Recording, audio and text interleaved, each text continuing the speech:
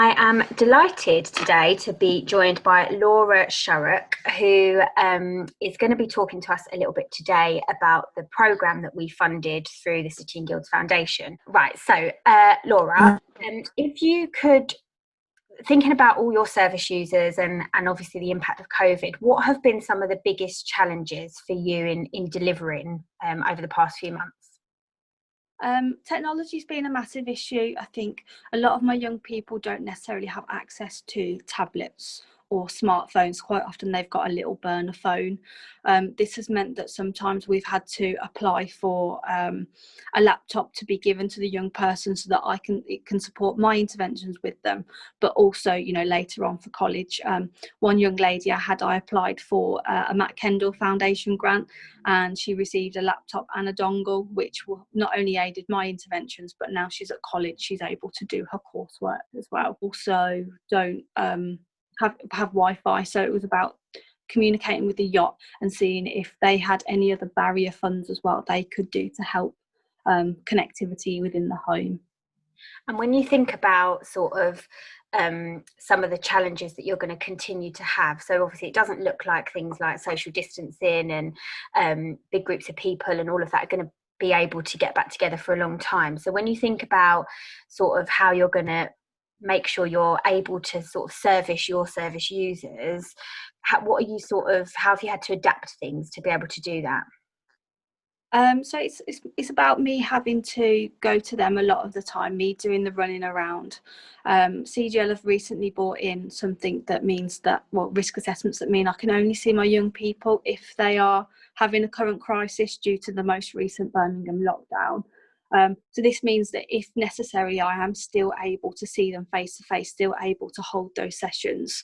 And it's just about how that their presentation and how bad their situation is means whether or not I can see them face to face. But primarily, I think a lot of the support is okay. It's okay to do it over the phone. And in terms of the sort of numbers of young people you're working with, can you just explain a little bit about sort of how many people you're working with and what a sort of day in the life of you, I suppose, looks like? Yeah, so I had during COVID, I've had up to about 25 on my caseload. Obviously now we're in September and October, it's reduced because the people that I placed before have sustained and they don't need my support anymore, and that's great that they've got to that position. A couple of them are doing great in college as well, so I've had to I can close them, not a problem. And a few of them just need that little bit further support, so they're open still. So I've currently got about 15 on my caseload currently. My average day is quite often in the morning I will check on the status of all of my young people on the youth offending sort of website. I'll check that nothing's happened overnight that I might need to have a look at. I'll make sure that I've texted or called all of my young people that I wanted to during that day. I'll do my sessions. It might be that I've got CSCS card revision, driving theory revision, a CV, and just a wellbeing check. And then I'll also make sure that I've liaised with staff and also the family as well, just to make sure that everything that needed to be done on that day has been done. And in terms of the programme that we fund through the City and Guilds Foundation, if you could think about, I don't know, one thing you're most proud of over the last 2 years, what would that be? That's a really hard one. I'm proud of a lot of my young people. They've not only smashed through what I thought they were capable of, but they've also smashed through what they thought they were capable of. It's about, so many of them have actually learned to trust in their own abilities. I've got one young person that I started out on City and Guilds with. He's 19 now, and he still texts me all the time. He lets me know that he's starting his driving lessons, and he says, "Oh, I've got this instructor, and have you got any advice that might help me?" Or he says he's recently gone and had interviews with the RAF, and he always lets me know, and he always checks in with me about his progress.